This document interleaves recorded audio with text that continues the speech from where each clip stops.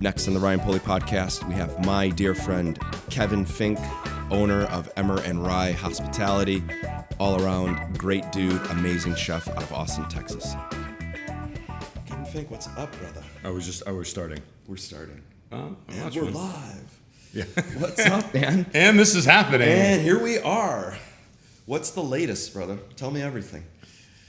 I don't know, man. I mean, I think it's interesting. One, I don't do podcasts often, and so I was excited to do it with you because we have a history, and we opened Hestia together, and honestly, like dating all the way back to the opening of Emmer, which is really fun. Right? too. Yeah, which me and Allie talked about a little bit. Yeah, and I think when you think about people in your lives, you always want to be able to show up for people and then check in and see where they are, and I think.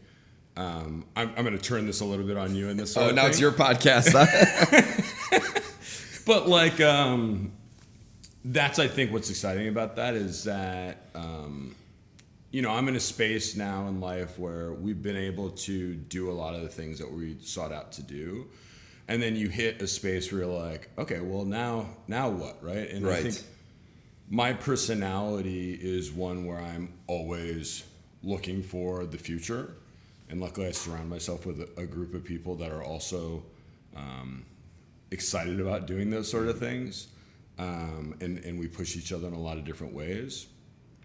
But at the core of it, what I think we're all in pursuit of is joy in life and finding something that like fulfills us each day. Yeah.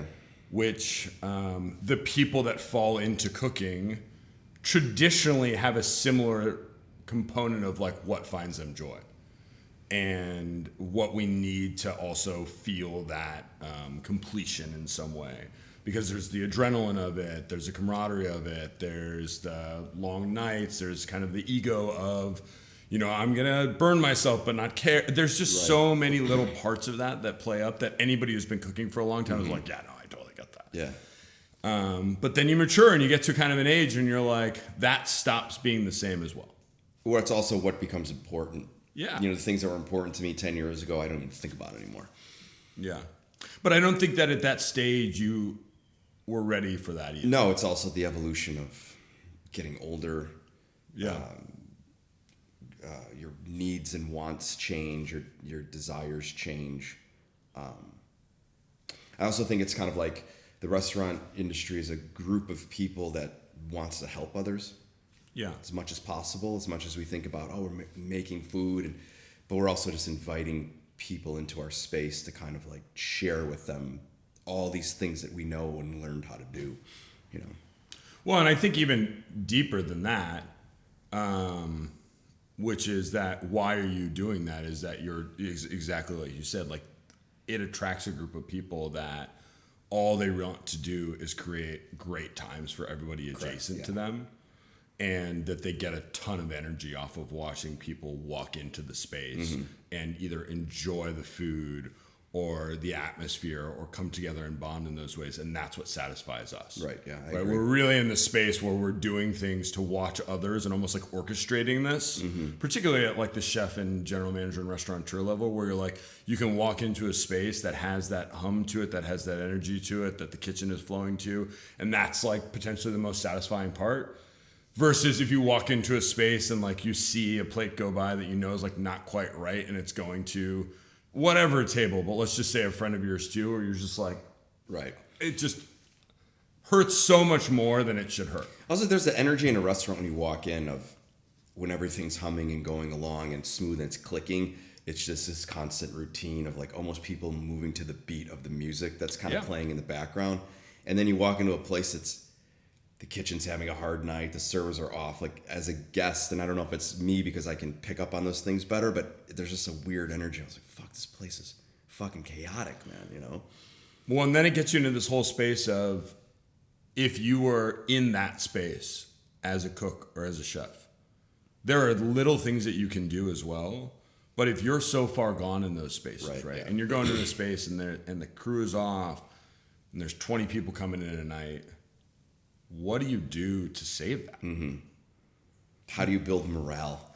Yeah. And at what point are you able to model that too, to understand if you're really doing it the right way or not. Right? Because there's an element where you can build morale, you can go through those sort of things, but then as a good leader, you constantly have to benchmark yourself against, well, if I said I was going to accomplish this in 2 months and it took me 4 months, what am I doing wrong? Or if it took me a month and a half, I'm going to keep on that pace. And at what point do I need to change that to? Do you have any of those moments when you opened Emmer? I mean, I think the hardest moment of opening Emmer for me was I was like a director of operations in Tucson, Arizona, where I ran the culinary side and I ran the front of house side. And I had worked there for like 9 years and really under my dad, but I had done it mostly on my own for the last 4 or 5. And I looked at if I was going to, essentially buy him out and take the place because I knew I wanted to take it in a different direction, which he was really supportive of. And then we kind of got into valuing it, and I was like, I'm buying real estate then, and I'm buying used equipment. Yeah, right. And then, you're a realtor all of a sudden. And then you're like, no, this is not it. So we went and opened Emmer, and I looked at all these different markets, and I looked at like demographics. So, pause for a second. So what happened? Why didn't you just stay in Arizona? I mean, that's where you had a name. Your dad was there. Family was there. How did you find Austin? I didn't necessarily have a name is the first part, right? Which is interesting because I worked under my father for a really long time, and it was always like his place. Yeah. As it should have been in that, even though behind the scenes I was doing those things. And I think this, and God, we had the incredible farmers and great relationships there. But there is a huge part about being in a space where you are not kind of the outsider of that. And at the time, there was nobody doing food the way that we were doing food. Even in like we were doing, we'd found this pig farmer and we'd feed him all the vegetable refuse and all the whey from the cheese that we had made. And we'd bring it to a slaughterhouse, and we pioneered with the slaughterhouse like the ability to get a HACCP for fast fermented sausages, so salumi and like whole muscle cures to make them to legally do it in the restaurant. And so it was like a 3-mile loop from the farm to the slaughterhouse to the restaurant. Wow. And we're selling all this amazing stuff like Berkshire chops. And I can remember vividly where I was like, I can't do it here. Where it was $16 for, I think, a 16 to 20 ounce bone-in pork chop. And we just got skewered. Right. It was so expensive. How can you charge this much for pork? Right. Well, I mean, what was Tucson, Arizona like in 2014, 13? Is that when you were there? Yeah. So, I mean, I could only imagine your competition was somewhat Applebee's and some of those chain restaurants. Not saying direct competition, but there were probably a lot of those places sprinkled through. Well, and then I think you look at what are the like from the negative and positive side of real estate, you look at who is the major employers there, which is military, university, and then there's a huge amount of retirees. College town, college town. I forget Nashville's a college town sometimes too. Well, because it doesn't necessarily act like a college town. Correct. Yes. Same thing with Austin and that. And so, and again, when you look at that too, it's just the difference of, people in college are not spending money on food. Yeah. They don't want to. Right. I didn't want to when I was in college. They want 99-cent slice of pizza. Yeah, and they want a great time, and they want some beer. Rightfully so. It's like a rite of passage. It's what you're in college for. You're not eating at a fine dining restaurant. Your body restaurant. doesn't care. Yeah, it doesn't give a shit, man. Eat Taco Bell.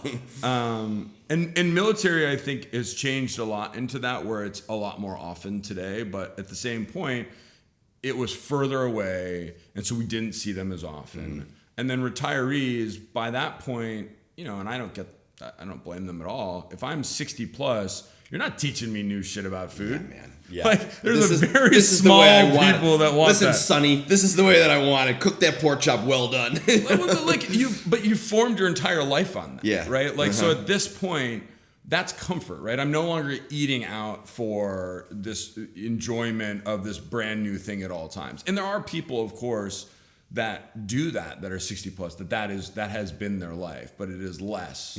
And so when that's 40% of the community, it's a hard sell. It steers a lot of things. It's a hard sell. Yeah. So how did you find Austin then? You could have went anywhere. Yeah, I mean, in theory, we had really good investors who believed in what we were doing. Yeah. And so we wanted to stay in a place where the growing was really similar to what we'd grown up with. That was close enough to family, and that had opportunity to have impact in it. And so we found Austin 11 years ago now. Were you looking anywhere else? We looked in San Francisco, which would have had less impact in. Yeah, right. We looked in better products probably. Yeah, well, and we looked in at least up front. We looked in San Diego, we looked in Phoenix, and we looked in Denver. Yeah, and all great cities. Great cities, all of them. Yeah.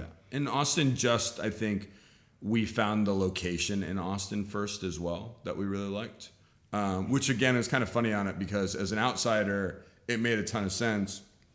As an insider, people are like, "We're doing nice food on Rainy Street." Like what? Yeah. Which goes to show you too, right? That's the hard thing. Like, there's like a paralysis also of going to a space, and I think for you, like you lived in Nashville before you opened up. Right, correct. But imagine then you have no idea, and you're just visiting there. I think it would have been extremely, extremely difficult. Yeah, I had the cushion of an established restaurant where I was the third chef taking it over. A lot of the things were set up. Trevor kind of introduced me to all the farmers. They all came to visit. It was an easy introduction as opposed to if I just landed there trying to sort it out. I don't think people would have taken a lot of phone calls, Yeah. So that's what we did. We came here. And I think getting back to your question, which was like, what are hard times at Emmer? First, thanks for keeping us on track. There's a lot of side missions, and sometimes I don't even know what the fuck we're talking about. So, you were saying? This is very much me, though. Like, no, we got to get back to it. It first started during construction of that, right? Which is a thing that you are totally incapable of being aware of how out of depth you are in it, right?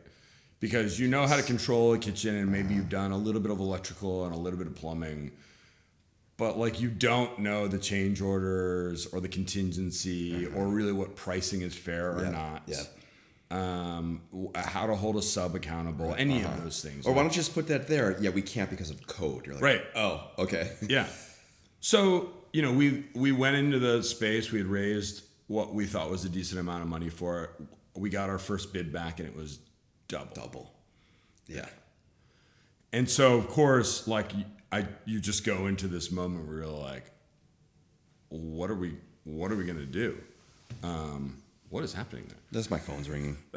Yeah, sorry. No, it just sounded like it was like, it was alarm. We need to leave immediately. Fuck, man, hit the jack. That would be such a panic alarm for me. Like, it was even weird for me, man. We're really trying to get a hold of you. Yeah, and so that was incredibly hard, right? Where it's just you just get into this space where you don't really have an option to, right? And then you're too far. Once you get bids, you're too far gone. Yeah, I mean, what are you gonna? You can pull the plug and go back to cooking. 100%. Yeah. And so you're like, no, I'm gonna work it out, right? And then you kind of get into this space where you potentially over leverage yourself or a lot of other things, right? So what happened for us was we cut a lot. We got to the space that we were finally happy with. And then we were, halfway through building, and then they were like, well, we're going to have to change the, by the way, I was working at Olame at the time as a cook. At night, to keep myself off payroll, which you should never do. Raise enough money to where you don't have to worry about this stuff, by the way. Right. Just raise an extra 30, 40 grand. Oh my God. It was just like, yeah. I would Uber drive at night, and Tavel would Uber drive at night. And we would see each other like 3, 4 in the morning, because that's when you make the most money. Yeah. And then sometimes like have breakfast at like 5 in the morning, and then go to sleep, and then wake up and go to the site, check in with the GC, and then go back to my shift. Your line cook job, making biscuits. So, we hit this thing where they said, we had projected that we were going to be able to go out the side of the building. But when we're up in this now, there's no longer room. So now we're going to have to dig underneath. Yeah, there's an extra 10 grand. Oh, way more than that. Yeah. And it delayed us because we were, relatively close at this point. We were going to start hiring people. It was going to delay us possibly like a month. Yeah.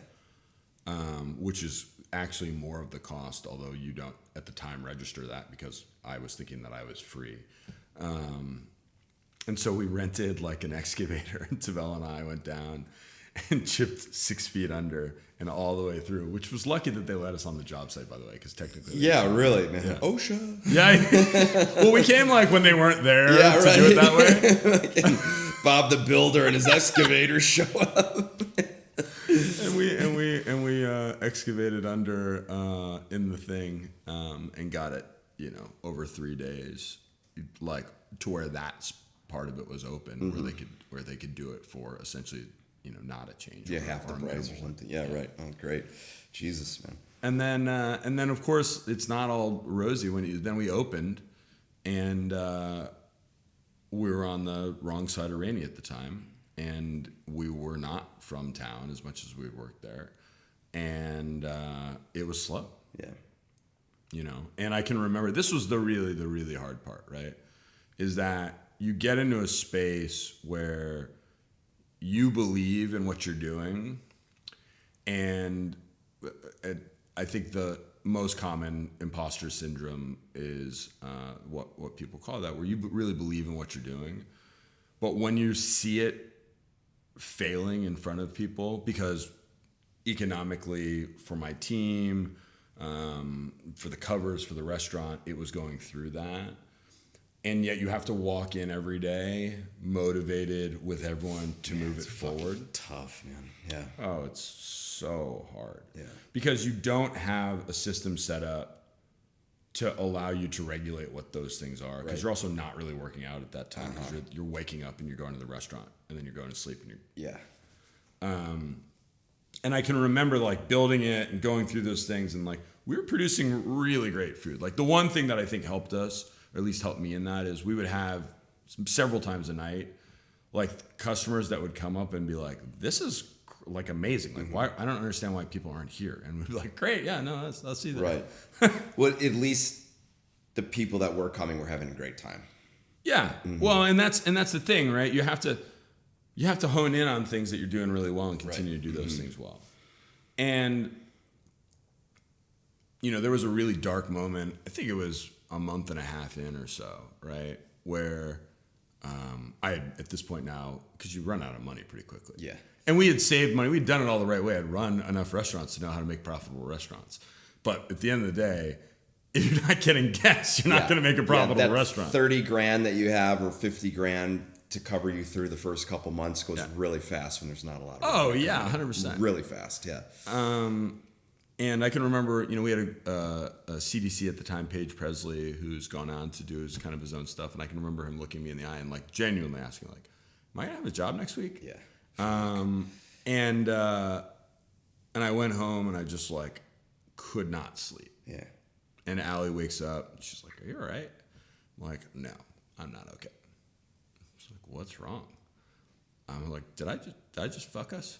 Like, did I just take our life and just overstep my skis and put us into a situation where now we're going to be in debt?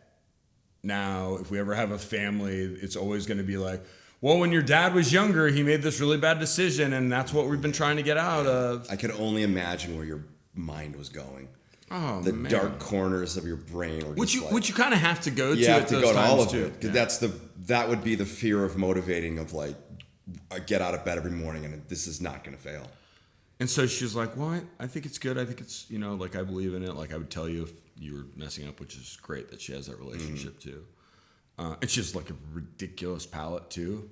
Like a lot of people, I don't know if you all talked about that, but she's like worked at the Nordic Food Lab. Like she's like a super taster. I'll like come to bed and she'd be like, "Did you like have something Creole today?" And I'd be like, "I had like a boudin." It's like she has like a dog's nose. Oh, it's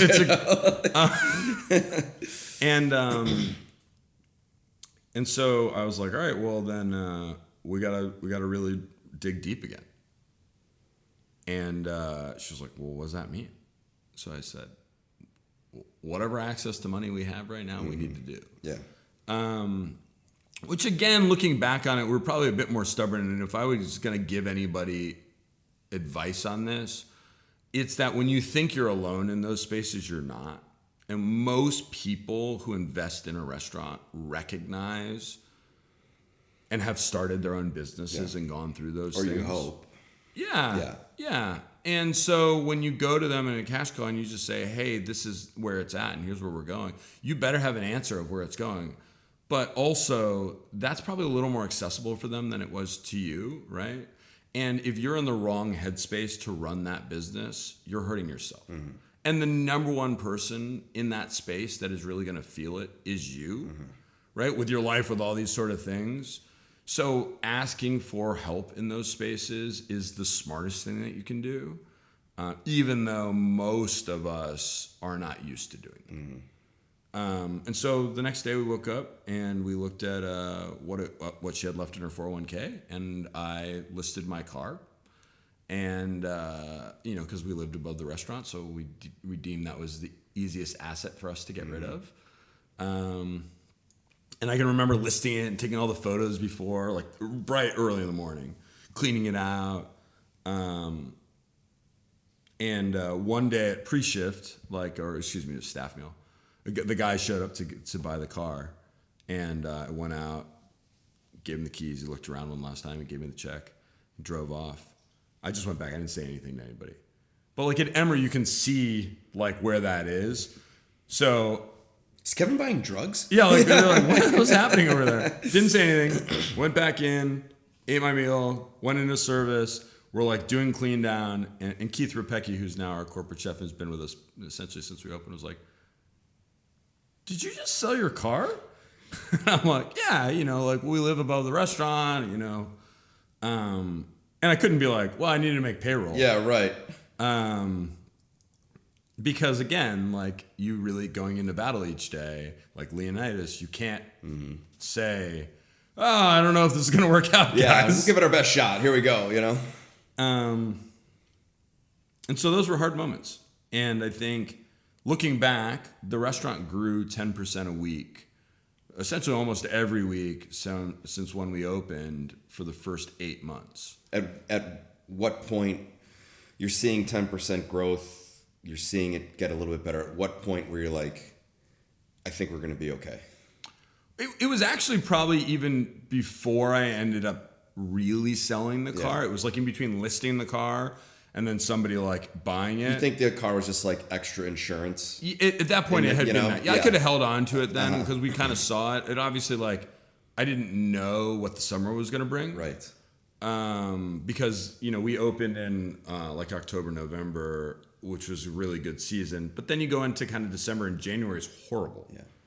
And then February, March, April, you're like, the world is amazing. And with spring of May, then you start to look over into the collapse of summers in Texas. Yeah, it's tough. Yeah, it wasn't as bad then, but it is much worse now. Yeah. So it was us holding on to that then, but yeah, I mean, I just don't think that you can see it oftentimes when you're really in it too. Mm-hmm. And then after that, you did Hestia. Well, so there was Henbit, right? Yeah. So we opened 2 quick casuals in between that, and I think the reason for that was one, we really wanted to make sure that I tried to open Emmer in a way that made that food accessible and understand like that's coming from the only other places that are really sourced that way at the time that we had ever spent time was French Laundry or Noma, and in comparison to those places, we were like dirt cheap. But that still wasn't how it showed up in Austin. And so we really wanted to challenge ourselves into a space where how do you make something that people can legitimately have every day that sources in really similar ways. Okay. And that was Henbit. And also it allowed us then to bring in partners who had been through war with us at a more substantial level. And so that was where Rand, Tavel, Paige, and myself opened that. And then it did okay. And then we did TLV with Bertie, which was like, went on fire immediately. We paid it back in like a month and a half. All while we were building Hestia. Which was, at the time, and still actually, I think, our most expensive restaurant to build. It's a gorgeous restaurant, man. And such a great restaurant to work in. But like the brutality of fire there is a real thing. Yeah, it's definitely a beast, man, huh?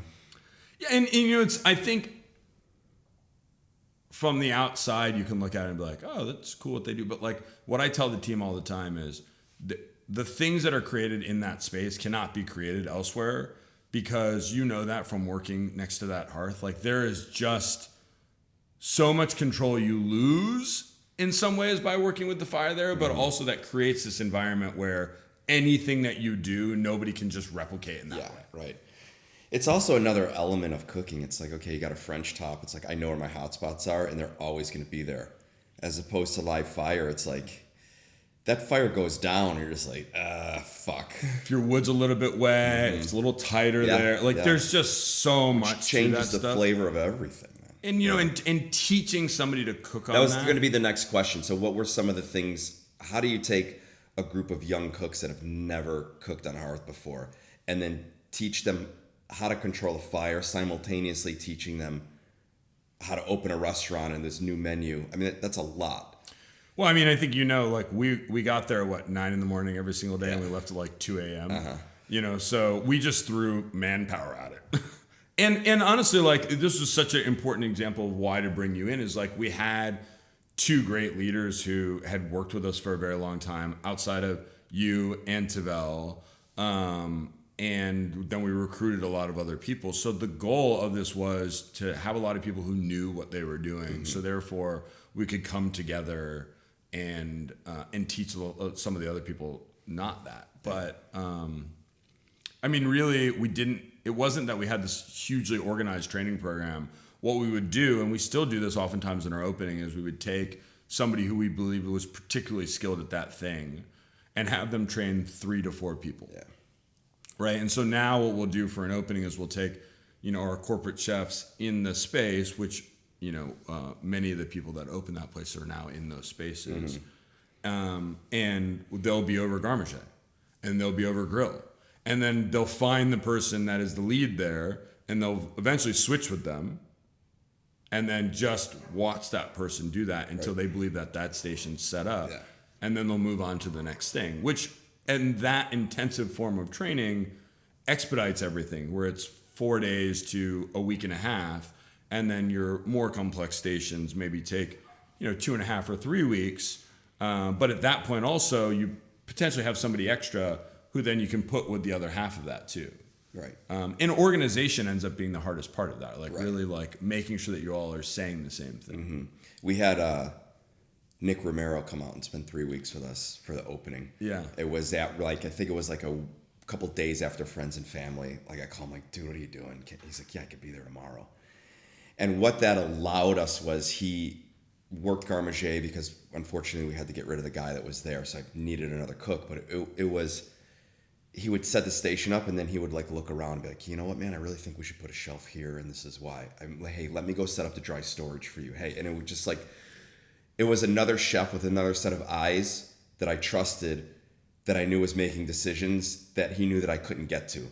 He's like, okay, this is my plan today. I'm going to set the station up early, and then I'm going to go set up dry storage. And I was like, fuck, thank God, man. Like, and the shelves were like still in the box, and I'd walk past it, and I was like, I just don't have time to do this today. Right. And even if I got here an hour earlier, I still wouldn't have time to do this today. No. And then that was set up. And then he's like, I think we should put some shelves here. And we got all these shelves installed. At the end of 3 weeks, the kitchen was like ready to go. And he was already training the new person. So he had a whole week of training with Nick on the station. And I was like, just those 3 weeks like saved me so much headache and organization and like just having another guy there tweaking things for me as we went along. And then he just turned over the whole station to David, who still works with us. It's like, here's the playbook. Well, and I think one of the things that is so critical to that is you ask for help. 100%. We have this huge network of people that we always worked with. And just like you would want to help somebody in any possible way, they want to do that for you as well. Yeah. And, the term that one of our capital partners says all the time, he says, whenever you try something new, you suck at it, right? And it's true. Like, if you are the best chef in the world, your first 6 months, you suck. Try jujitsu. I've been doing it for 10 years and I'm still terrible at it, Yeah. But I just keep at it. just keep at cooking. Like, you look at yourself from the day you walked into your first restaurant to where you're at now. All that knowledge that you gained and all these things because that drive was in you for whatever reason, you know? Well, and the only way that you get that stuff is by doing it. Is by doing it. You don't get it by, I mean, I'm sorry, I wish that it was, you don't get it by listening to the podcast. Yeah. You have to do those things. Well, You have this to feel the podcast pain. you can. Oh, I'm yeah. sorry. Yeah, excuse me. Yeah, it's an interesting time. I mean, Hestia was a lot of fun, and you won a Michelin star. Yeah, what that was great. What was that like, man? Well, I mean, it really surreal. Also, in the aspect that we had opened up our largest project that year, and Michelin's great at making you worried about all the things that you even feel good about. Because I do believe that restaurant should have a Michelin star. We work so hard for it each day. The team that goes there every day pushes to be the best, not because of a star, but because that's what they want. Mm-hmm. And it's very different, I think, than other environments where it also attracts people that are there to be the best cooks, to write a career that is very storied in that way. So your motivation for a cook there typically is how do you push them further and teach them more quicker, as opposed to, oh, this is too hard, right? Which is another thing that happens in that industry. But I will tell you this, and this is my personality. It was a great night. The next day we woke up, business as usual. You got to focus on how you're having great services. We had shut down reservations because they got more, and we're like, well, the team's not going to be able to do it to the level, and we have all these people coming in, so like let's cap smart full reservations. I mean, you could have done 1,000 covers that night if you wanted. Yeah. And like we built it in a way where if you come in, it's got to be excellent. Which, by the way, excellent is different to so many different people, which is the unique part of that. We had a huge conversation of what is success to you, and success is just measured in so many different ways. Yeah. And same thing with what you just said. It's what is that? What does that relate to? Well, and it's different when you're a 25-year-old cook. Yeah. Than when you just open your own first restaurant. Yeah. To whatever the hell I do now. And what I also think is unique about it is those that find success and believe that they are successful typically stop pushing as hard. And for me, I feel like I still really suck at what I do, and I'm working towards how to get better at it. Despite the fact that by all intents and purposes, we are very successful. We got the most Michelin recommends, bibs, and then star and a green star, which is amazing, right? But yet then I was like immediately like, well, okay, how do we get better? What does next year look like? How do we do this? And how are we doing, in Pullman Market? The impact of that is so great for the community, like just, for farmers and ranchers and the accessibility of food like that to, just regular people. I'm so focused on how that shifts things, because restaurants, like it was so obvious to me where restaurants are thought leaders and you can come and experience something and then take that and hopefully cook better and ask those questions at home. Here we're giving people the tools to do those things at home, to nourish themselves more, to be more connected to their community. And like that is intoxicating in all the right ways, because I'll give you the example of pigs. In Austin, we go through, because we're only whole animal, like 3 pigs a week between the restaurants, right? Which is a significant amount. And you're using every part. Yeah. Yeah, it's great. In San Antonio, we'll go through, 14 like every 2 weeks. Jesus. And just for the market there. And we'll go through 4 steers a week. So people are shopping. People are shopping, but also it gets used in all the restaurants. And like what that means for these ranchers is significant. Yeah. And then it closes the loop also where we're talking to them about the flavor of that, which doesn't necessarily happen in the other retail model, because it goes to a co-packing plant and then from there it goes here. There's a lot of touches really hard on the way. Yeah. So when you get to talk about impact in those sort of ways, man, like it's just that I think if that idea can continue where, and I'll give the example in San Antonio, there was a lot of farmers and ranchers that couldn't afford to go up there. Yeah, let's talk about what do you have in San Antonio? Just explain what's going on there. All right. So I'm just randomly ranting about these things. You're like, okay, orientate people have no idea what's happening here. Yeah, because it's super interesting to me what you guys have done there. So we have Ladino, which is the first restaurant that we opened there. Then we have Henbit, which is a little quick casual. And then we opened in April this space called Pullman Market. Yeah, and how big is it? It's 40,000 square feet. Yeah. It has 40,000 square feet. Yeah, it has 4 full-service restaurants in it. It has a whole hardware section, tools, electric drills. Sometimes it feels like that. Yeah, right. Bakery, where we have an amazing team. Jess and Connor run this. Sourced all from within Texas. Amazing lamination program, what they do. That we still will use AP and bread flour that we can't source directly to, but to a really limited degree of that, right? We make these tortillas from essentially the white Sonora wheat, the pork tallow, the pork lard from the butcher shop and beef tallow from the butcher shop.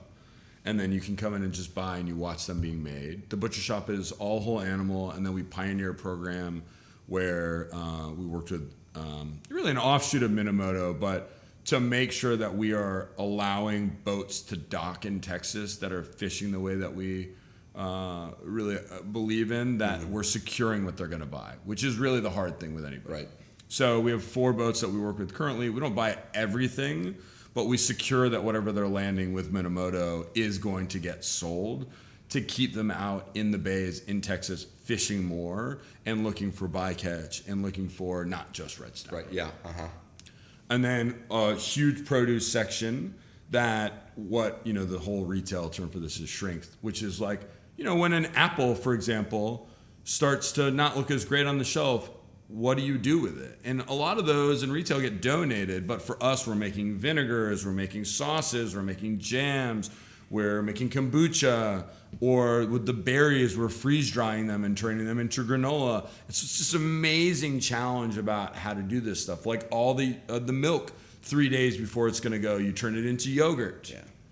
And it's. I mean, you saying that is like, yeah, this is what needs to be done, and it's not fucking happening. Like, how easy would it be for like a big box grocery store just to fucking do that? Well, but they're not set up for it. They're not set up for it, but being set up for it and having, I don't know, just makes so much more sense instead of just dumping it, 100% it does, right? But our entire model was built off of scale, not like Pullman's, but United States, right?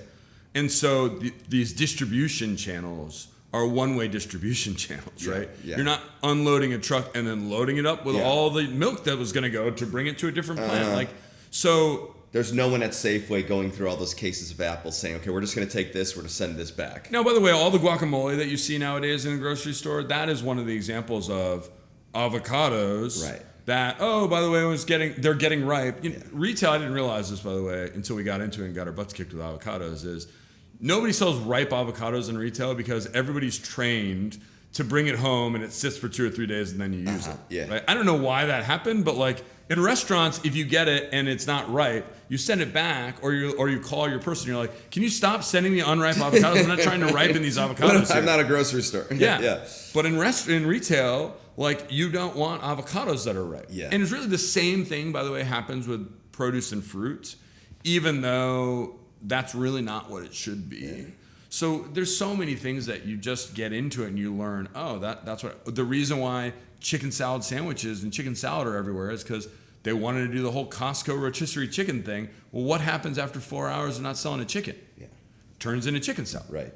So they do those things, but just it's a very small scale. It's so small. Yeah. It's like, well, you can't have 3 pallets of ripe avocados perfect, and then what's going to happen 4 days later? Right. Yep. Probably the only time they do that is the day before Cinco de Mayo. That would be my guess. It's a whole warehouse. There you go. It's like the day that carries the avocado industry. Yeah. What was it like? What was the process from being restaurant mentality to opening a grocery store? Because it's not the same. And I only say that because I remember when Public and Quality Meats opened and they had this whole grocery section. A friend of mine like set it all up. Yeah. It was just like the amount of inventory I do on a daily basis is insane. Yeah, I mean, it's a completely different skill set. Yeah. And it's in the same umbrella, but it's not even the same thing. Yeah, for me, the orientating factor of it is the pursuit of giving people the absolute best food in the most sustainable, economical way.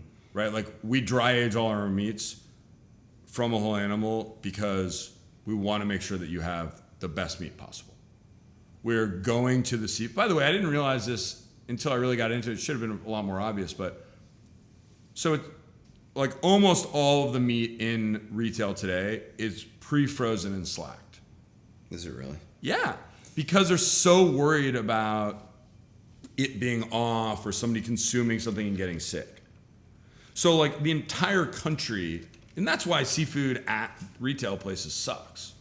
Yeah, it's always like, especially like the shrimp are always. Oh, you're like, super what the hell is happening weird here? And like, where did you get these things? And I think again because the pursuit is ease as opposed to quality, and so for us that was the big thing where like if you buy a steak at Pullman and you cook it side by side with a steak that you get anywhere else, you know. By the way, I'm not selling you A5 against an Angus. Right. Like, let's be real here. Yeah. But it's great. It's going to be great. The texture of your fish, like I can sell it to chefs for their restaurants, which doesn't have, like whenever you have to like run out of a protein, you go to the grocery store, you're like, shit. Yeah, definitely. Like not only the price, but like the quality is below. And that's where the idea really came from. It was during COVID when we were going through all this stuff and I was really forced to eat in grocery more. I was like, why is what I'm getting from my restaurant purveyors, who by the way, most of them are great, but some of them you like are inevitably like, why are you sending me bad quality even this? So far better than what I can buy in a grocery. Yeah. Why is that? Well, I think it's a lot of the things that we said, like the pursuit of it is ease for so many of them. And what's I think also interesting is most people in that space are logistics people rather than food people. They care so much about the margin and how something looks and why it looks What's that way. coming and going, yeah. And the really great ones care about deliciousness and things like that, but that wasn't how that space got to where it was, right? It was through scale and economics and all those sort of things. And so food kind of became the least important thing there. Yeah. And you can see the difference in like great grocers and then those that lag behind in that too, because the great grocers today are obsessed with food. You have 7 restaurants now? So under your belt? Count the fast casuals. The question would be if you Pullman is the one that makes it hard, right? Yeah. Because there's 4 in there, and then there's 5 in Austin, so we have 9. And then fast casuals, we have 1 outside of Pullman, and then we have a burger shop in there, a sandwich shop in there, a coffee shop in there, ice cream, and then like a little ceviche area. So we have 6 fast casuals in there. But we just made it hard on ourselves by doing it that way too. So someone once told me when you're making the jump as a restaurant group, number 1 is hard, 1 to 2 is harder, and then 3 to 7 is not easy, but it just makes more sense if you're going to scale up. You're going to scale from 3 to 7. Yeah, I probably agree with that. Yeah. And I think that what happens is you get to a space where you're really testing your system of training and how you think about things. And that's what becomes the principle that is the most important, because from 1 to 2, you're like really trying to establish your brand and what that is. But from 3 to 7, I think what you've found is what makes you successful already. And then you're empowering people and replicating people. And at the end of the day, like people are what make this business successful by far, right? Having great leaders around you is the only way that you can be successful. If you're the only great leader in your organization, you're screwed. Right. So then you have to think about how do you attract great talent and how do you keep great talent. And that's the difference of the 3 to 7, is that you're able to offer better benefits, better pay, better culture, better future, a better culture for really high quality talents. Where at 1 to 2, you can't as much. Right. I agree. And so then if you have the best cooks and the best managers and the best finance people around you, you're a lot more likely to be successful. And it's that simple. It has nothing to do with all of a sudden you figured out a different thing. It has to do with that you can keep the people at the core parts of their career that are going to make sure that your business is the best that it can be, because if you just do it alone, you're screwed. I agree. Me and Matthew are at that point. The only reason we're even like considering doing something, and we're just in the early talks of it, is because we have the people to do it. We have people around us that are hungry, that they want more. They want to stay with us. They're really enjoying it. And we're like, okay, we have to start putting these people somewhere. Yeah. So maybe we should think about doing something else, you know? Well, and if we didn't have those people, there's no fucking way I'd even be considering it. Because me and Matthew looking at each other like, okay, how are we going to do this, you know? Well, I think the hard part is also in that inevitably that will change at some point, right? Whether they become not the right people anymore, or something changes in their life, or vice versa. And so you have to set up a system where it either is fortifying you all together for forever in that, right? Which is not a real thing in general. Or that has enough variability to it where when something inevitably does happen, that you're not screwed. Right. And the example of that happened with Hestia, where like we were building that restaurant to make sure that Paige could like be out in front of people a bit more. And in between us building the restaurant, funding the restaurant, and doing that, like we decided that we weren't going to work together anymore. And I knew before we started building it that we were only going to greenlight the project if it still worked, despite him in that. Yeah. And luckily it did. It was something we were all really passionate about. But the goal was not that I was going to go there and be the chef and work 18 hours next to you. Right. Now, it turned into that, a year before we opened. And it was such a fun restaurant to open, but that wasn't the goal. So how did you change gears then? So you have a partner or whatever that you're gearing up towards. We're going to do this. Everybody's on board. You've already set things in motion, and then that key ingredient of the whole project says, for whatever reason, how did that shift? What was your mental state? Why did you decide, like, we're going to keep doing this? Like, how did that conversation happen? Did you ever think, like, maybe we shouldn't do this right now, or was it too far gone? We brought it forward again in a space where we knew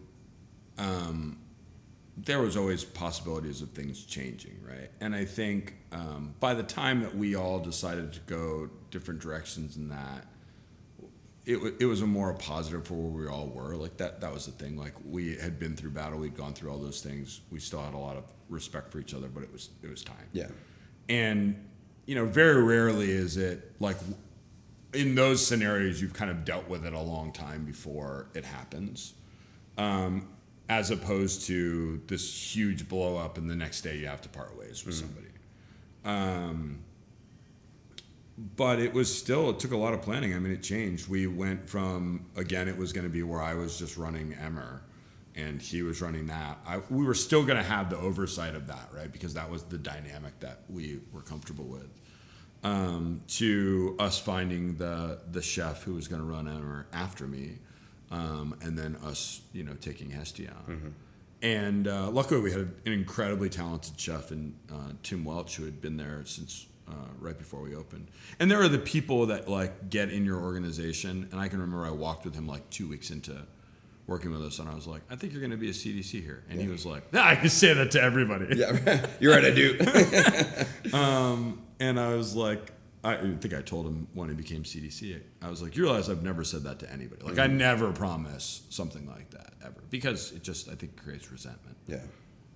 I would way rather under-promise and over-deliver. Totally. Than be like, well, in 9 months, you have a great shot at becoming one of the sous chefs. Yeah, I refuse to dangle carrots, especially if I know that those carrots are intangible. Yeah. we'll definitely throw something out there, but there's the follow-up, like when we're ready to do it. It happened to me so many times where people are like, if you work hard for us, kid, one day you're going to get something that doesn't exist, and okay. And you start working towards that, and then you realize, like, this is fucking bullshit, Yeah.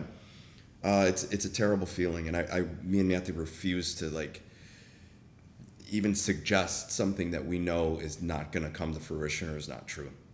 Well, and I think the question of that is, are the people that are doing that, do they truly, in their heart, think that it's not going to come true? Or are they, in some ways, delusional and have this grand master plan and they're just unable to move the business to that space? Yeah, I agree. And honestly, both are wrong, right? But that is the question for you in listening to people is, genuinely, do I believe this person's going to be able to move mountains when they say they're going to move mountains? Yeah. Because there are people that do that.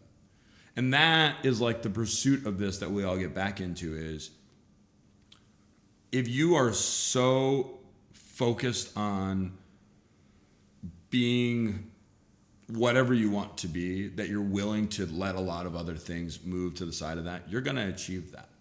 It is genuinely, how much do you want that thing? Well, how much are you giving up to get there, too? Well, that's the unseen part of it. That's the rub, huh? Yeah. Yeah. What's next, man? What are you working on now? Breaking news. It's really, for me, I'm working on making sure that the people that are the leaders that have been with us for a lot of them, I'm really like the director level have all been with us for 5+ years to going on 10 years. And making sure that they're getting what they need to step up to the next level, so they can live the lives that they want to live. They can build a stable base. They can take control of what they're doing, right? That's the thing that I'm talking to 2 people who, potentially would take leadership of Austin overall.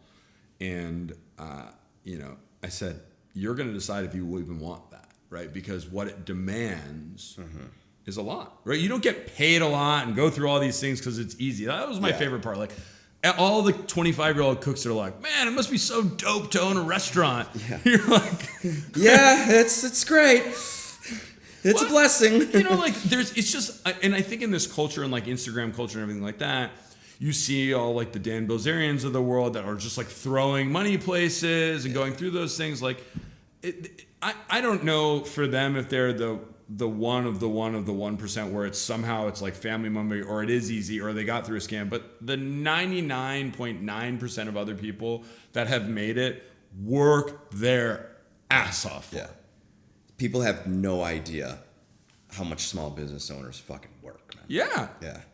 They're like, other cooks are always like, hey, how was your weekend? How's your days off? And I was like, I was here. I didn't have any days off. I had to do admin. I had to fucking meet a plumber. I do X, But that's also a problem, right? And that's the thing that you're going to need to figure out, because what's going to happen to that is you're deprioritizing the rest of your stuff and the rest of your life, and ultimately you will end up resenting that, because the business is never going to satisfy all of that. Now, that doesn't mean for the first year, 2 or 3, but past that, if that's your life, right? Which, by the way, it has been my life for a huge right. Oh, I know that it's not, I know that it's just like the growing pains of being open for this has got to change. It's not going to happen. I take Sundays off to myself, but every once in a while, it's kind of like, this needs to be fixed. This is the only time the guy can come. So again, that's it. 100%. But the point is, you have to have, like what we were talking about earlier. When do you hit the point where you're like, oh shit, like I didn't evolve? Yeah. Right? And just like spinning the hamster wheel. And because you're the only person really holding yourself accountable, other than your spouse, by the way, which is really critical to that. Or in this case, your brother, which is also very helpful. Or for me, my partners. Like, the best part about having partners is somebody there that's able to be like, hey, in this scenario, you're wrong. Or you didn't show up well. Because you need that. Otherwise, you're just like, well, we're going to do this now. Yeah. Partners shouldn't be hype men. Right. You're the man. It should be very challenging conversations every once in a while. Yeah. And hey, this is the view that I have on this, and you have a different view. Well, okay, let's put both of them together and come up with something that works. So, I mean, I think it's interesting because we went on this and we talked about food very little, right? And I think it is the thing in our industry, like my pursuit is against our industry overall is the second largest industry and employer in the United States. Of the top 5, it is the lowest wages. It has the highest turnover rate. Yeah, zero benefits. And transient. And we have a hard reputation of those things, and a lot of that is earned, right? Mm-hmm. But there's one thing that I know, and I know that every cook or server that pushes their way through those things has an incredible skill set that sadly they will monetize and build their life on in another industry that is capable of doing that. Mm-hmm. And my pursuit is, how do you figure out how, as an industry, we value ourselves more to be able to pay our people more so they can stay within it? Because it is one of the greatest things to do. Like, I love service every single day. It's amazing. Now, if I also was able to do that at a level where I knew for every 25-year-old cooks that there was only 2 jobs when they were 45, and I wasn't naturally filtering out 90% of my workforce, right? So there's so many reasons why people in it are constantly looking for what they're going to do next. And if we can double that and make for every 25-year-old jobs that there's 4 or 6, the whole thing will start to shift. Yeah.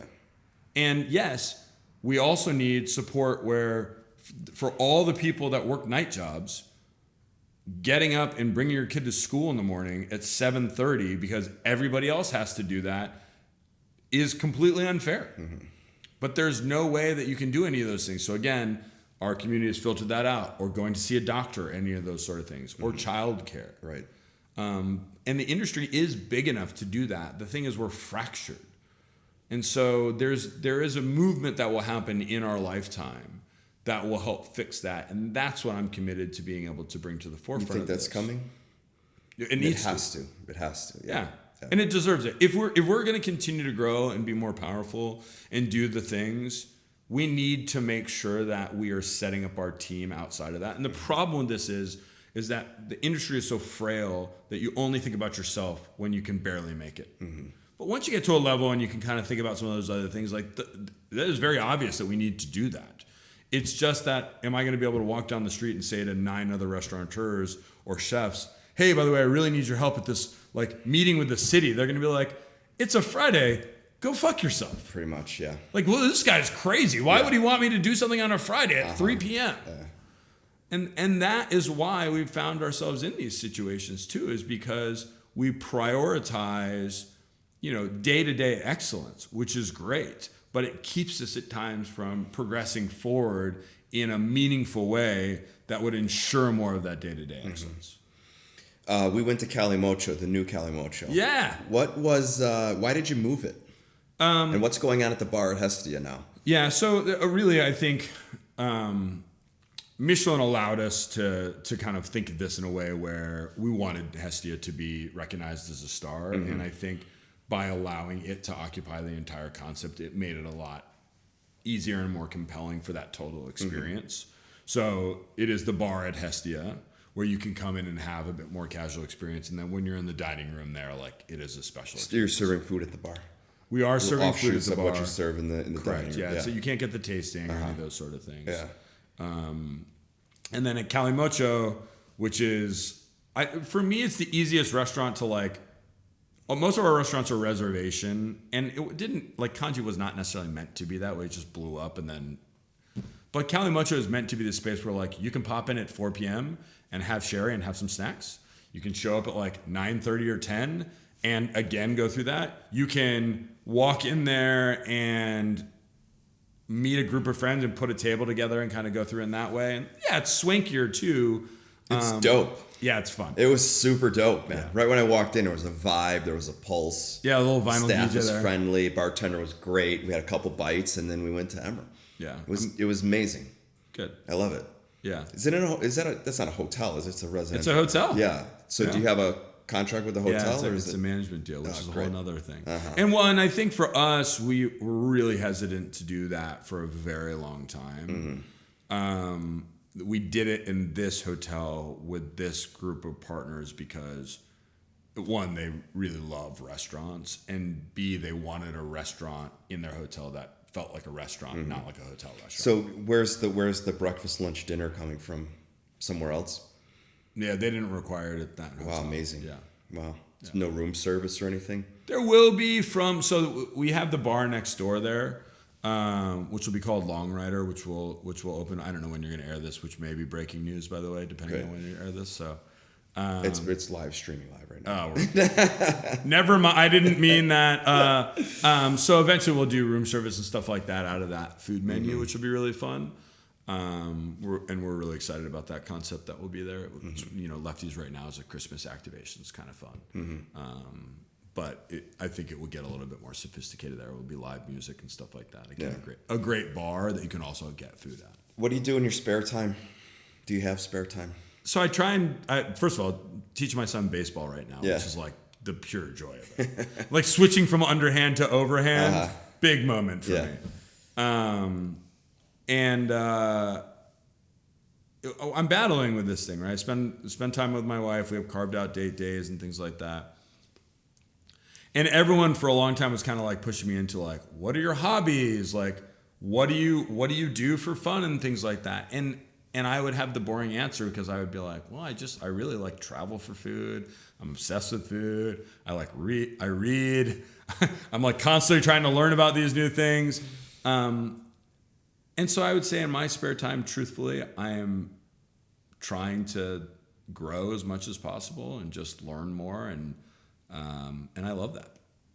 Fun. It sucks. It's like not like I'm climbing this mountain. Like I'm just obsessed with what I do. I'm free soloing all the mountains that I can find right now. It's so far it's going well. I'm alive. But they're amazing, dynamic people that do stuff like that. Yeah, I don't know how they do it, man. Yeah. No, I agree with that, right? Like, and for a while, there's this point where you can kind of compare yourself against them. Like, how can this person do this and this and this and this? And then you kind of get to a point and you're like, I'm going to stop doing that. I'm just going to do what makes me happy. Right, I agree. Fuck it. Let's end it on that note, man.